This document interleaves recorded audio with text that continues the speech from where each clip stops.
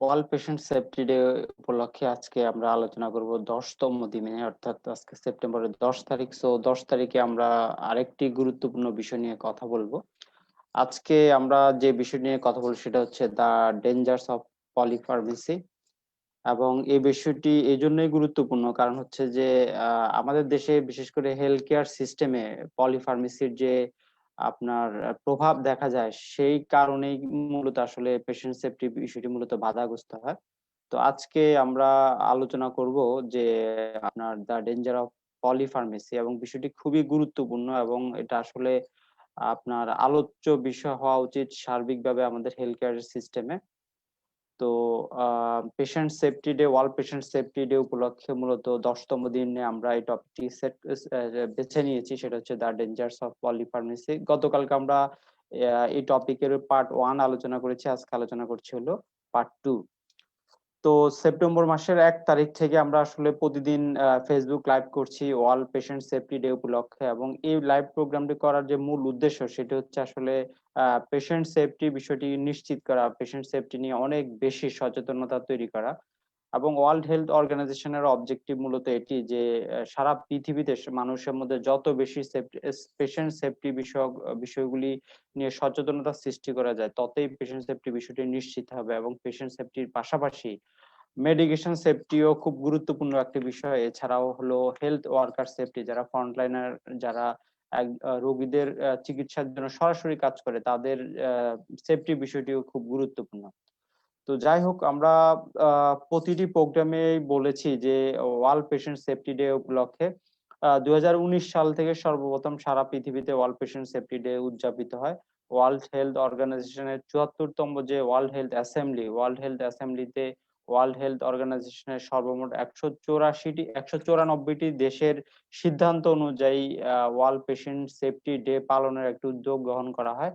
এবং 2019 সালে সর্বপ্রথম ওয়ার্ল্ড পেশেন্ট সেফটি ডে উদযাপিত হয়। 2020 সালেও সারা পৃথিবীতে উন্নত দেশ এবং উন্নয়নশীল দেশে ওয়ার্ল্ড হেলথ অর্গানাইজেশন এবং সংশ্লিষ্ট দেশের আপনার যে হেলথ কেয়ার সিস্টেম অথবা সংশ্লিষ্ট দেশের স্বাস্থ্য বিভাগের উদ্যোগে মূলত আপনার ওয়ার্ল্ড পেশেন্ট সেফটি ডে উদযাপিত হবে।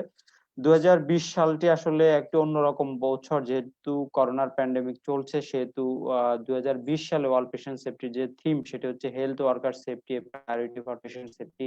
অর্থাৎ প্রত্যেক রোগীর আপনার নিরাপত্তার বিষয়টি জন্য অগ্রাধিকার ভিত্তিতে আপনার স্বাস্থ্যকর্মীদের নিরাপত্তা নিশ্চিত করা প্রয়োজন। সেজন্যই 2020 সালের ওয়ার্ল্ড পেশেন্ট সেফটি তে থিমটি হচ্ছে health worker safety, priority for patient safety, এবং স্লোগান যেটি সেটা হচ্ছে safe health worker safe patient. অর্থাৎ আপনার সবার আগে জরুরি যে বিষয়টি সেটা হচ্ছে যে হেলথ ওয়ার্কারদের সেফটি নিশ্চিত করা। হেলথ ওয়ার্কারদের সেফটি নিশ্চিত হলে নিশ্চয়ই পেশেন্টের সেফটিও কিন্তু নিশ্চিত হবে। সেজন্য এই দুটো বিষয়কে গুরুত্ব দেওয়া হচ্ছে। তো আমরা ওয়ার্ল্ড পেশেন্ট সেফটি ডে উপলক্ষে সেপ্টেম্বরের 1 তারিখ থেকে যখন প্রোগ্রামগুলি শুরু করেছিলাম, তখন কিন্তু প্রথম থেকে আমরা মেডিকেশন সেফটি নিয়ে কথা বলেছি। তারপর আমরা পেশেন্ট সেফটির বিভিন্ন বিষয় নিয়ে কথা বলছি। আমরা হেলথ ওয়ার্কার সেফটি নিয়েও কথা বলেছি। আজকে আমরা যে বিষয়টি নিয়ে কথা বলবো সেটা হচ্ছে দ্য ডেঞ্জার্স অফ পলিফার্মেসি। পলিফার্মেসি নিয়ে আমরা গতকালকেও কথা বলেছি, আজকেও আমরা এই বিষয়টি নিয়ে কথা বলবো। তো সবার আগে যে আপনার বলে নেওয়া উচিত সেটা হচ্ছে পলিফার্মেসি ম্যানেজমেন্ট বাই 2030 এ পেশেন্ট সেফটি চ্যালেঞ্জ। এটা হচ্ছে ওয়ার্ল্ড হেলথ অর্গানাইজেশনের একটি পদক্ষেপ। ওয়ার্ল্ড হেলথ অর্গানাইজেশন যেটি চাচ্ছে সেটা হচ্ছে 2030 সালের মধ্যে সারা পৃথিবীতে পলিফার্মেসি ম্যানেজমেন্টের বিষয়টিকে একটি গাইডলাইনে নিয়ে আসা, এটাকে নিয়ন্ত্রণ করা, অথবা পেশেন্ট সেফটির জন্য পলিফার্মেসি অনেক বড় একটি চ্যালেঞ্জ। এই চ্যালেঞ্জকে সঠিকভাবে নিয়ন্ত্রণ করা, এই চ্যালেঞ্জকে নিয়ম কানুনের মধ্যে নিয়ে আসা, এটা হচ্ছে ওয়ার্ল্ড হেলথ অর্গানাইজেশনের একটি চ্যালেঞ্জ, একটি বড় ধরনের একটি কার্যক্রম। এবং ওয়ার্ল্ড হেলথ অর্গানাইজেশন প্রাথমিকভাবে উন্নত দেশগুলিতে এই ধরনের কার্যক্রম শুরু করেছে, এবং এই কার্যক্রমগুলি আস্তে আস্তে উন্নয়নশীল দেশগুলিতে শুরু হয়েছে। আমাদের দেশও অবশ্য পলিফার্মেসি নিয়ে তেমন কোনো মানে উদ্যোগ একদমই নেই বলা যায়, এবং এই বিষয়টি আসলে বেশিরভাগ মানুষই জানে না যে হোয়াট ইজ পলিফার্মেসি। সো পলিফার্মেসি ম্যানেজমেন্টের যে নিয়ম কানুন সেটা আমাদের দেশে একদমই কার্যকর নয়। অথবা আমাদের চিকিৎসকরা এই বিষয়টি নিয়ে অতটা সচেতন নয়, সজাগও নয়। কিন্তু ওয়ার্ল্ড হেলথ অর্গানাইজেশন বিশেষ করে উন্নত দেশগুলিতে পলিফার্মেসি ম্যানেজমেন্টের বিষয়টি খুব কার্যকরভাবে আপনার পরিলক্ষিত হচ্ছে, কার্যকরভাবে মনিটরিং হচ্ছে, তদারকি হচ্ছে। আমাদের দেশেও বিষয়গুলি খুবই জরুরি। সেজন্য আসলে আশা করি যে আমাদের এই লাইভ প্রোগ্রামের মাধ্যমে যারা সচেতন হবেন তারা অবশ্যই পলিফার্মেসি ম্যানেজমেন্ট বিষয়ে আরো বেশি জানার চেষ্টা করবেন। যারা আপনার ফার্মেসি ব্যবসার সাথে জড়িত অথবা যারা চিকিৎসক, যারা নিয়মিত প্রেসক্রিপশন করেন, তারা পলিফার্মেসি ম্যানেজমেন্টের বিষয়টিকে গুরুত্ব দিবেন এবং আপনার পেশেন্ট সেফটি বিষয়টিকে মাথায় নিয়েই কিন্তু পলিফার্মেসি প্র্যাকটিসের বিষয়টিকে গুরুত্ব দিতে হবে, পলিফার্মেসি ম্যানেজমেন্টের বিষয়টিকে গুরুত্ব দিতে হবে। এখন সবার জন্য যেটা আমি আবারও বলছি, গতকালকেও বলেছি, সেটা আসলে পলিফার্মেসি আসলে কি এবং এটা দিয়ে কি বোঝায়? আমরা এটা থেকে কি পেতে পারি? কি ধারণা আমাদের? বেশিরভাগ ফার্মাসিস্টরা এই বিষয়টি জানেন যে হোয়াট ইজ পলিফার্মেসি, কিন্তু আ আবার যারা ফার্মাসিস্ট না, নন ফার্মাসিস্ট অথবা বিভিন্ন এডুকেশন সেক্টরে কাজ করেন, বিভিন্ন সেক্টরে কাজ করেন, তাদের জন্য বলছি। কারণ ওষুধ সবাইকেই খেতে হয়। বাট যেহেতু ওষুধ সবাইকে সেবন করতে হয়, ওষুধ রোগ প্রতিরোধের জন্য অথবা জীবন বাঁচানোর জন্য ওষুধ। সো এই যে পলিফার্মেসি বিষয়টি আসলে সবারই একটি সাধারণ ধারণা থাকা প্রয়োজন। তো সেটি আমরা বলছি যে polypharmacy is the concurrent use of multiple medication. একজন মানুষ যখন অনেকগুলি ওষুধ একসাথে খায়, নিয়মিত খায়, মাসের পর মাস খায়, সেটাই হচ্ছে মূলত পলিফার্মেসি। Polypharmacy is often defined as the routine use of 5 or more medication. Routinely prescription অনুযায়ী রুটিনলি একজন পেশেন্ট যখন ৫টা অথবা তার চেয়েও বেশি ঔষধ নিয়মিত সেবন করতে হয়, সেটা হচ্ছে পলিফার্মেসি। সো এই যে ৫ অথবা তার চেয়েও বেশি ঔষধ যখন একজন পেশেন্টকে খেতে হয়, সেটা কিন্তু পেশেন্টের বডিতে বিভিন্ন ধরনের প্রতিক্রিয়া তৈরি করে। বিভিন্ন ধরনের খারাপ প্রতিক্রিয়ার পরিমাণটাই কিন্তু বেশি। তো সেক্ষেত্রে অবশ্যই যারা প্রেসক্রিপশন করেন তাদের এই যে পলিফার্মেসি অথবা আপনার মাল্টিপল ড্রাগ প্রেসক্রাইবিং, এই বিষয়গুলি আসলে বুঝতে হবে এবং এই পলিফার্মেসির প্র্যাকটিসের বিষয়টিকে গুরুত্ব দিয়ে নিয়ন্ত্রণে আনতে হবে। এই বিষয়টিকে আসলে ম্যানেজমেন্টের কাজগুলি খুব কার্যকরভাবে করতে হবে। তবেই কিন্তু পলিফার্মেসি যে আনঅথরাইজড, ইলজিক্যাল, ইরেশনাল যে পলিফার্মেসি প্র্যাকটিস আমাদের দেশে হচ্ছে, সেটাকে নিয়ন্ত্রণ করা সম্ভব হবে। তবেই কিন্তু পেশেন্ট সেফটি বিষয়টি নিশ্চিত হবে। পলিফার্মেসি ম্যানেজমেন্টকে যদি আমরা নিয়ন্ত্রণ করতে না পারি অথবা ইরেশনাল পলিফার্মেসি প্র্যাকটিসকে যদি আমরা রেশনালি কন্ট্রোল করতে না পারি অথবা আনঅথরাইজড যে পলিফার্মেসি প্র্যাকটিস আছে সেটাকে যদি আমরা নিয়ম কানুনের মধ্যে এনে নিয়ন্ত্রণ করতে না পারি, তবে কিন্তু পেশেন্ট সেফটি বিষয়টি আসলে অনেক বেশি ঝুঁকি তৈরি হবে পেশেন্টদের জন্য এবং পেশেন্টরা আসলে মৃত্যুর ঝুঁকিতে পড়ে যেতে পারে, অঙ্গহানি হতে পারে, বিভিন্ন ধরনের আনটোয়ার্ড যে সাইড এফেক্ট অথবা যে বিভিন্ন ধরনের ড্রাগ ইন্টারেকশন, বিভিন্ন কিছু হতে পারে একজন পেশেন্টের বডিতে। সেজন্য পলিফার্মেসির প্র্যাকটিসটা নিয়ন্ত্রণে আনা দরকার। এই বিষয়ে আরো অনেক বেশি সচেতনতা দরকার, অনেক বেশি ফার্মাসিস্ট পেশেন্টের কাউন্সিলিং দরকার, অনেক বেশি ড্রাগ রিভিউ দরকার, অনেক বেশি ডক্টর পেশেন্ট মেডিকেশন কাউন্সিলিং গুলি খুবই দরকার। আমাদের দেশে আসলে মেডিকেশন রিভিউ অথবা আপনার ড্রাগ রিভিউ অথবা পেশেন্ট ফার্মাসিস্ট যে মেডিকেশন কাউন্সিলিং, এই বিষয়গুলি কিন্তু কনসেপ্ট একদমই নেই। কারণ হচ্ছে আমাদের দেশে আসলে পেশেন্টরা অভ্যস্ত হচ্ছে যে ডক্টরের কাছে যাবে, প্রেসক্রিপশন নিবে, সেই প্রেসক্রিপশন নিয়ে ওষুধের দোকানে যাবে, ওষুধ কিনে অ্যাজ পার প্রেসক্রিপশন নিজের ইচ্ছা মতো ওষুধ সেবন করবে।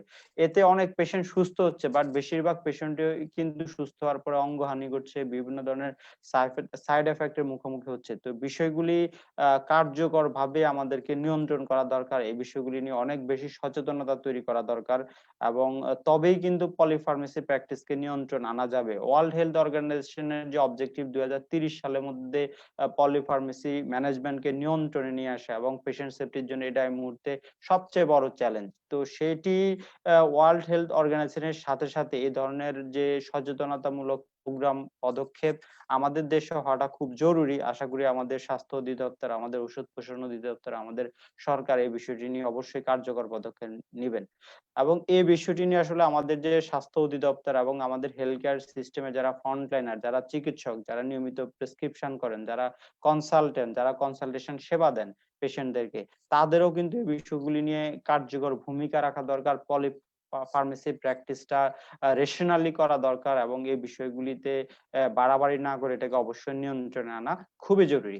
যাই হোক, আজকে আমরা কিছু বিষয় নিয়ে আলোচনা করব, সেটা এই জন্য আমরা বলছি যে following are some of the problems associated with polypharmacy. পলিফার্মেসির কারণে কি কি সমস্যা হচ্ছে, সেই বিষয়টি আসলে গুরুত্বপূর্ণ। তো আমাদের দেশে একটি বিষয় অথবা গবেষণা বিষয়টি উঠে এসছে, বিশেষ করে ওয়ার্ল্ড হেলথ অর্গানাইজেশনের যে গবেষণা অথবা ব্রিটিশ মেডিকেল অ্যাসোসিয়েশনের গবেষণা, সেটা হচ্ছে 60 ঊর্ধ্ব যে বয়স্ক নারী পুরুষ তাদের কিন্তু প্রত্যেকেরই 5 থেকে মানে 5 এর অধিক ওষুধ কিন্তু বয়স্ক আপনার 60 ঊর্ধ্ব ব্যক্তিদেরকে সবাইকে কিন্তু সেবন করতে হয়। এই যে অতিরিক্ত অতিমাত্রায় ওষুধ সেবন করার যে প্রবণতা অথবা প্রেসক্রিপশনে অতিমাত্রায় ওষুধ লেখার যে প্রবণতা, এই প্রবণতাকে আসলে কন্ট্রোল করাটাই জরুরি। তবেই কিন্তু বয়স্ক পেশেন্টের যে হেলথ রিস্ক অথবা তাদের যে ওষুধের কারণে যে তাদের বিভিন্ন ধরনের হেলথ হ্যাজার্ড তৈরি হচ্ছে, এই বিষয়গুলি থেকে কিন্তু বয়স্ক দেরকে অনেক বেশি রিলিফ দেওয়া সম্ভব এবং তাদের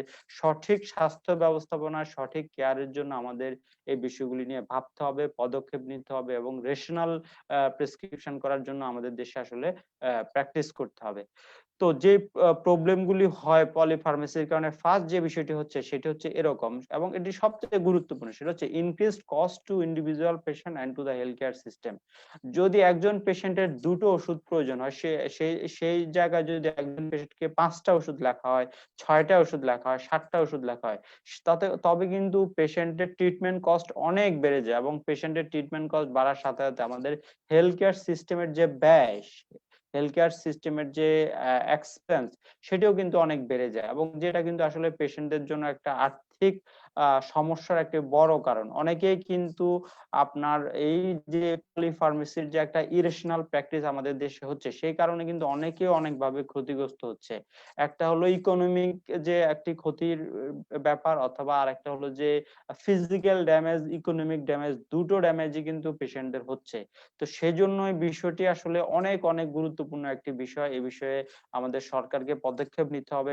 মানুষের মধ্যে অবশ্যই সচেতনতা লাগবে এবং মানুষ তখনই সচেতন হবে, বিশেষ করে মেডিকেশন সেফটি বিষয়ে, যখন আমাদের দেশে মেডিকেশন রিভিউ করার কালচারটি তৈরি হবে, অথবা ড্রাগ ডক্টর পেশেন্ট কাউন্সিলিং হবে ড্রাগ বিষয়ক, অথবা ফার্মাসিস্ট পেশেন্ট কাউন্সিলিং হবে মেডিকেশন বিষয়ক। তবেই কিন্তু সচেতন হবে পেশেন্টরা এবং পেশেন্ট সচেতন হলেই কিন্তু পলিফার্মেসি প্র্যাকটিসের বিষয়গুলি নিয়ন্ত্রণে আসবে এবং আপনার পেশেন্টের যে ট্রিটমেন্ট কস্ট সেটি কিন্তু নিয়ন্ত্রণে আসবে, হসপিটাল হেলথ কেয়ার সিস্টেমের যে এক্সপেন্স সেটি কিন্তু নিয়ন্ত্রণে আসবে। তো সার্বিকভাবে পলিফার্মেসির অন্যতম একটি আপনার ড্যামেজ, অন্যতম একটি যে ক্ষতি, সেটি হচ্ছে যে ট্রিটমেন্ট কস্ট বেড়ে যাওয়া এবং হসপিটাল হেলথ কেয়ার সিস্টেমের যে এক্সপেন্স সেটি বেড়ে যাওয়া। তো এই বিষয়টি নিয়ে অবশ্যই ভাবার বিষয় রয়েছে। এই বিষয়টি নিয়ে আসলে সার্বিকভাবে সবাইকে কাজ করতে হবে। সো আমরা আলোচনা করছিলাম যে followings are the some of the problems associated with polypharmacy. পলিফার্মেসির কারণে কি কি সমস্যা? প্রথম সমস্যার কথা আমরা বলেছি যে ইকোনমিক ড্যামেজ অথবা ফিজিক্যাল ড্যামেজ হচ্ছে পলিফার্মেসির। সেকেন্ড যে বিষয়টি সেটা হচ্ছে দেখেন, increased incidence of drug side effect. কারণ পলিফার্মেসির কারণে কিন্তু পেশেন্টের যে সাইড এফেক্ট, যেহেতু পেশেন্টকে 5 এর অধিক ওষুধ সেবন করতে হয়, সেজন্য পলিফার্মেসির কারণে যে সাইড এফেক্ট হওয়ার যে আপনার টেন্ডেন্সি অথবা যে ইনসিডেন্স, নেগেটিভ ইনসিডেন্স, সেটা কিন্তু অনেক বেশি বেড়ে যাচ্ছে। অনেক পেশেন্ট কিন্তু তাদের কগনিটিভ ইম্পেয়ারমেন্ট হচ্ছে, দ্যাট মিনস হচ্ছে মনোযোগের সমস্যা হচ্ছে, মানসিক সমস্যাগুলি তৈরি হচ্ছে, কনফিউশন হচ্ছে, সন্দেহ তৈরি হচ্ছে, এই সবগুলি হচ্ছে কিন্তু ওষুধের সাইড এফেক্ট। এবং এটা বেশিরভাগ ক্ষেত্রে কিন্তু বয়স্ক মানুষদের হচ্ছে, বয়স্করা বিভিন্ন রোগে আক্রান্ত হচ্ছে পলিফার্মেসির কারণে।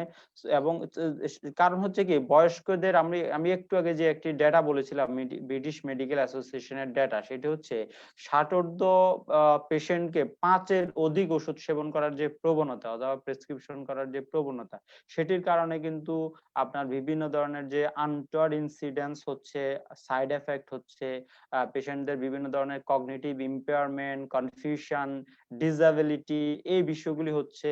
সো সেটা কিন্তু আরেকটা অনেক বড় একটি ক্ষতির কারণ পেশেন্টদের জন্য। এরপর যে বিষয়টি সেটা হচ্ছে আরেকটি প্রবলেম অ্যাসোসিয়েটেড উইথ পলিফার্মেসি, সেটা হচ্ছে any time a patient is on more than one drug, যে কোনো সময় পেশেন্ট একের অধিক ওষুধ সেবন করতে হয়। So adverse drug drug reaction can occur, একের ওষুধ সেবন করলে কিন্তু একটা ড্রাগের সাথে আরেকটা ড্রাগের যে কোনো রকম একটা রিঅ্যাকশন বডিতে শুরু হতে পারে। So often patients are also on supplements and across the counter that can interact as well. আমাদের দেশে পেশেন্টরা কিন্তু সবাই কোনো না কোনো সাপ্লিমেন্ট কিন্তু সেবন করছে, বিশেষ করে মাল্টিভিটামিন হোক অথবা ক্যালসিয়াম প্লাস ভিটামিন ডি3 হোক। তো এই ধরনের বিভিন্ন ধরনের কিন্তু সাপ্লিমেন্ট অথবা ভিটামিন বি1 বি6 বি12 হোক, বিভিন্ন ধরনের সাপ্লিমেন্ট কিন্তু পেশেন্টদেরকে সেবন করার প্রবণতা আমাদের দেশে রয়েছে, ডক্টরদের প্রেসক্রিপশন করার প্রবণতাও রয়েছে, অথবা উইদাউট এনি প্রেসক্রিপশনে যে কোনো ওষুধের দোকান থেকে ওষুধ কেনার যে প্রবণতা সেটাও আমাদের দেশে কিন্তু ফ্রি স্টাইলে চলছে। তো সে কারণে কিন্তু ড্রাগ ড্রাগ ইন্টারাকশন অথবা হলো আপনার যে আপনার ড্রাগ ড্রাগ ইন্টারাকশনের সাথে সাথে বিভিন্ন ধরনের সাইড এফেক্ট কিন্তু পেশেন্টের বডিতে হচ্ছে, সেটা কিন্তু আপনার পেশেন্টের যে হেলথ ড্যামেজ, ইকোনমিক ড্যামেজ সবকিছুরই কিন্তু বড় একটি কারণ। তো সেটাও কিন্তু পলিফার্মেসির অন্যতম একটি বড় সমস্যা। এরপর যেটা সেটা হলো patient non adherence. If someone is on multiple pills, একজন পেশেন্টকে যদি অনেক ওষুধ খেতে হয়, they are more apt to avoid or forget to take critical medication. তাহলে একজন পেশেন্টকে অনেকগুলো ওষুধ সেবন করতে হয়, তাহলে অনেকগুলো ওষুধ সেবন করার ফলে যেটি হয় সেটা হচ্ছে পেশেন্টের মধ্যে কিন্তু একটা ফরগেটফুলনেস তৈরি হচ্ছে, তার ভুলে যাওয়ার একটি প্রবণতা তৈরি হচ্ছে। সো এই কারণে কিন্তু যেহেতু তার কনফিউশন হচ্ছে, আপনার মেমোরি ইম্পেয়ারমেন্ট হচ্ছে, ডিসএবিলিটি তৈরি হচ্ছে, তো সেই কারণে কিন্তু পেশেন্ট অনেক সময় তার গুরুত্বপূর্ণ ওষুধটি সঠিক টাইমে সেবন করতে কিন্তু ভুলে যায়। তো একটা প্রেসক্রিপশন এক নম্বর, প্রেসক্রিপশনে ১ নম্বর ঔষধ, ২ নম্বর ওষুধ, ৩ নম্বর ওষুধ। এই ৩টা ওষুধ কিন্তু সবচেয়ে গুরুত্বপূর্ণ ওষুধ। তো অনেক সময় দেখা যাচ্ছে একটা প্রেসক্রিপশনে যখন ৭টা, ৮টা, ১০টা ওষুধ প্রেসক্রিপশন করা হয়, সেজন্য দেখা যাচ্ছে যে ৫ নাম্বারের পরে অথবা ৩ নাম্বারের পরের ওষুধ যে ওষুধগুলি, সে ওষুধগুলি নিয়ে অতি বেশি তদারকির কারণে পেশেন্ট কিন্তু ১, ২, ৩ এই যে ৩টা গুরুত্বপূর্ণ ওষুধ, এই ওষুধগুলি সঠিক সময়ে সঠিক ডোজে সঠিক টাইমে সঠিকভাবে সেবন করতে ভুল করে। তখন কিন্তু পেশেন্টের হিতে বিপরীত হয়। তার রোগ যে আপনার সারবে সেটা না সেরে কিন্তু নতুন রোগ তৈরি হয় বডিতে, নতুন সমস্যা তৈরি হয়, বিভিন্ন ধরনের অঙ্গহানি হয়। সেটা কিন্তু পেশেন্টের অনেক ক্ষেত্রে মৃত্যু ঝুঁকিও কিন্তু বেড়ে যায়। তো এই বিষয়গুলি কিন্তু পলিফার্মেসি অ্যাসোসিয়েটেড প্রবলেম। তো সেজন্যই বলছি যে আপনার দ্য ডেঞ্জার্স অফ পলিফার্মেসি, পলিফার্মেসির কারণে যে কি কি বিপদ হতে পারে, আমরা যে বিষয়গুলি নিয়ে আলোচনা করি সেগুলো হলো পলিফার্মেসির সমূহ বিপদগুলি, ডেঞ্জার যে বিষয়গুলি সেটি আমরা আসলে আলোচনা করার চেষ্টা করছি। এরপর যেটি আলোচনা করব সেটা হচ্ছে আমরা ছবিতে যে বিষয়টি দেখা যাচ্ছে যে একজন বয়স্ক পুরুষ এবং বয়স্ক মহিলা যারা আসলে হেঁটে যাচ্ছে সামনের দিকে, এবং তাদের বডিতে আসলে আপনার বিভিন্ন ওষুধ নিয়ে তাদের একটা বডি শেপ তৈরি করেছে। ইট ইন্ডিকেটস যে ৬০ উপরে বয়সের বয়স্কদের তাদের প্রেসক্রিপশনে ৫ এর অধিক প্রেসক্রিপশন, অনেকের ১২ টাও থাকে, ৫ এর উপর ৭টা, ৮টা, ১০টা, ১২টা এরকম কিন্তু বয়স্কদের প্রেসক্রিপশনে আমরা ওষুধ দেখতে পাই। যখন আমরা প্রেসক্রিপশন সার্ভে করি অথবা প্রেসক্রিপশনের ডেটা এনালাইসিস করলে এই বিষয়গুলি কিন্তু আমাদের চোখে পড়ে। তো সেজন্যই আসলে যেটা হচ্ছে যে এই যে বয়স্কদের যে পলিফার্মেসি প্র্যাকটিস হচ্ছে বয়স্কদের উপরে, বয়স্কদের প্রেসক্রিপশনে যে ইরেশনাল যে প্রেসক্রিপশন করা হচ্ছে, সে কারণে কিন্তু বয়স্কদের যে ডিসএবিলিটি হচ্ছে, ফাংশনাল অ্যাক্টিভিটিতে ফাংশনাল ইনএবিলিটি হচ্ছে, ডিক্লাইন হচ্ছে, ডিফিকাল্টি অফ ওয়ার্কিং হচ্ছে, পারফর্মিং অ্যাক্টিভিটিস যে কমে যাচ্ছে। তো এই বিষয়গুলি কিন্তু অনেক গুরুত্বপূর্ণ বিষয় এবং এগুলি কিন্তু মূলত হচ্ছে পলিফার্মেসির যে প্রবলেম, সেই প্রবলেমগুলি বডিতে তৈরি হওয়ার কারণে অথবা পলিফার্মেসির কারণে যে তাকে অতিরিক্ত অতিমাত্রায় ঔষধ সেবন করতে হচ্ছে, সে কারণে কিন্তু আহ আহ যে বয়স্ক পেশেন্টদের একটা ডিসএবিলিটি তৈরি হচ্ছে, যেটা আসলে পলিফার্মেসির অন্যতম একটা ক্ষতিকর দিক। তো বন্ধুরা, আজকে আমরা আলোচনা করলাম যে দ্য ডেঞ্জার্স অফ পলিফার্মেসি। আমরা বেশ গুরুত্বপূর্ণ কয়েকটা বিষয় নিয়ে কথা বললাম, দ্য ডেঞ্জার্স অফ পলিফার্মেসি, এবং আগামীকালকেও আমরা এই বিষয়টি নিয়ে কথা বলবো যে আসলে কি কি অ্যাক্টিভিটি, কি কি উদ্যোগ, কি কি স্ট্র্যাটেজি গ্রহণ করলে পলিফার্মেসি প্র্যাকটিসকে নিয়ন্ত্রণ করা সম্ভব হবে, ম্যানেজ করা সম্ভব হবে, এবং উন্নত দেশগুলিতে আসলে কিভাবে পলিফার্মেসিকে ম্যানেজ করা হচ্ছে, আমাদের দেশে কিভাবে করা উচিত, সেই বিষয়গুলি নিয়ে আমরা কথা বলবো। তো আশা করি আপনারা অবশ্যই এই বিষয়গুলি নিয়ে অনেক বেশি অ্যাওয়ারনেস করবেন, এবং আশা করি আমাদের প্রোগ্রামটি যদি আপনার ভালো লেগে থাকে অবশ্যই আপনি শেয়ার করবেন, আপনার অন্যান্য বন্ধুদেরকে জানার সুযোগ করে দিবেন। আপনি নিজে সচেতন হবেন এবং অন্যদেরকেও সচেতন করবেন। তো আশা করি আপনারা সবাই ভালো থাকবেন, সুস্থ থাকবেন। আমাদের এই প্রোগ্রামটির মূল উদ্দেশ্য হচ্ছে আপনার পেশেন্ট সেফটি বিষয়টিগুলিকে, আপনার পেশেন্ট সেফটি বিষয়ে অনেক বেশি সচেতনতা সৃষ্টি করা, হেলথ ওয়ার্কার সেফটি বিষয়ে অনেক বেশি সচেতনতা সৃষ্টি করা, মেডিকেশন সেফটি বিষয়গুলিকে অনেক বেশি আলোচনা নিয়ে এসে অনেক বেশি সচেতনতা সৃষ্টি করা।